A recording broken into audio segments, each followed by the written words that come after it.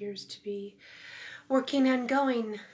Hi guys, and welcome to my monthly readings from this book right here that I wrote several years ago, Lamentations of the Wood.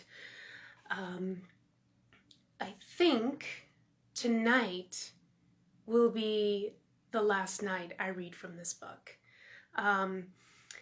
So I haven't read all the stories from here, not at all, not even in the slightest, but I thought I would actually read some of the poetry tonight as kind of an end cap to reading from the book. So if anyone is interested, in reading all of it, then we can talk about purchasing said book at the end of the live. But the time has come for at least this portion of it to come to an end. But that doesn't mean I don't have stories to tell. I have other lives that I will be doing this week. So, on Tuesday and Thursday. So, hi Shannon, hi Benny. So if anyone, is interested in and would like to be here for those will be good. And those will be going on a lot longer than the stories in this book. So it's poetry tonight, and I will read 2. And then we will be all done with this section of readings from me to you. And yeah, I am a little sad about it because I do enjoy reading my my works to you guys, even if they are old and a few years old. So first one I'm going to read is chapter 11, Heart in Iron. He thinks I don't remember all those years ago when he kissed me under the shade of the willow tree. He thinks I don't remember the texture of his skin, the taste of his mouth, as he lay on top of me. We were so young back then. Our worlds were wholly not the same, but I still remember those days, the memories too precious for me to restrain. He thinks I don't remember that as we grew older, we still snuck kisses from each other's lips. But his mother, the queen, wanted him to marry a princess, one with royal blood and good birthing hips. He thinks I don't remember that he refused to obey her. The princesses at court held no interest for him. But then the curse came and took him from me. In filthy water he was forced to live in. He thinks I don't remember how I waited for him, locking my heart away behind a wall of metal. He thinks I don't remember how bitterly I wept and how I cursed his mother's name to the very devil. She placed that curse upon her own son to force him to forget his flights of fancy. After all, I was just a simple kitchen boy, and only a woman's kiss could set him free. But she doesn't love him like I do, his princess, her of the bouncing locks and golden ball. He thinks I don't remember how cruelly she treated him and threw him violently against that stone wall. He thinks I don't remember her pretty tears when she realized that he was a royal indeed. A prince instead of a frog. Oh, how joyous! But she is a liar, and I am not deceived. He thinks I don't remember that final day when he told me that he must marry her, how our love was only a child's dream, and how my kisses paled to his love for her. He looks on me with shame when our eyes meet in the hall. The sounds of their coupling fills the corridors at night. He thinks he can forget me while he is in her arms. Perhaps one day he just might. He does not see my heart, locked away for him, and my deepest sorrow he will never understand. For every day the iron becomes tighter. Between my ribs, I can feel its crushing hand.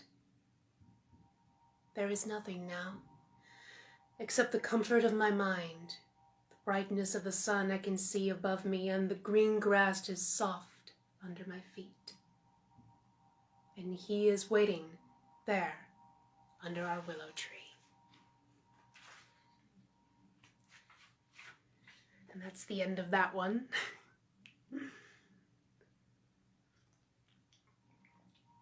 If you can't guess the fairy tale, it's The Frog Prince. Because I thought to myself it was very interesting that, the prince had this companion named Iron Henry, and this guy literally like banded himself up and was like, no, I lock my heart away until, my prince is released from his spell. And I was just like, that's a lot of devotion for just servant to master. Are we certain it wasn't something more? But that's just my perception. So, the final tale. Chapter 10, Gingerbread Forest. There is no witch out here in this forest. Mother sent us out here all alone. She wanted us to pick berries, but now the darkness is coming. There is no witch out here in this forest, but the wind calls our names. The fire I light is not bright enough to chase the goblins away. There is no witch out here in this forest. We wake in the morning to starve. At night, Gretel sleeps by my side. The hunger doesn't stop, even when I close my eyes to sleep. If there was a witch in this forest, she'd think, she's so plump, my little sister. Her cheeks are rosy, her legs are fat, and white like a turtle dove. By the third day, I feel like a monster has crawled its way inside of me. Gretel holds my hand and smiles, telling me it will be all right. Mama and Papa will find us soon. I take a rock and smash in her skull. I tear her limbs and stuff them into my mouth. The blood's both sweet and bitter on my tongue. I'm not hungry anymore, but I am alone. More alone than I've ever been before. There is no witch out here in this forest. Only me. At night the goblins still come, and Gretel still sleeps by my side. The end. So as always, if anyone has any questions, you can always pop them up in the chat. I am very active and I will answer any and all, even after the live is concluded, especially that last one. I know that Gingerbread Forest is usually the one that people are like, what the hell? And they have to usually read it again to figure out what was happening, but I think it's probably one of the darker poetries that I've ever written. It still holds up. I'm still proud of it. So,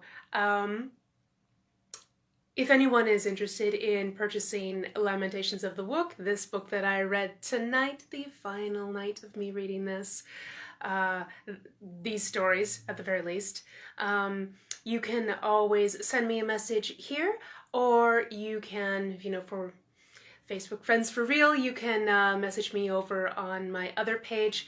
I have 2 copies left. The books are $15 each. And we can do it through PayPal, and then I will ship it out to you. So I'm sorry the live is so short tonight, guys. Schedules have changed here in my house. My husband is now off on Mondays, so it's probably good that this is the last reading from Lamentations that I will be doing, because I dearly want to go spend time with him. Because it's very nice to see him for 3 days instead of 2. But that doesn't mean that I won't be doing other readings. My fan fiction ones shall continue until I have no more stories to tell on that vein. So I think that is it for this evening. Thank you all so much for showing up to the final night for these readings. I appreciate it ever so much, and hopefully you'll be able to join me for the rest of the week for the fan fiction readings, which are infinitely more entertaining because of my live puppet theater. So I think that is all. I love you guys. Be safe, and I will hopefully see you later this week.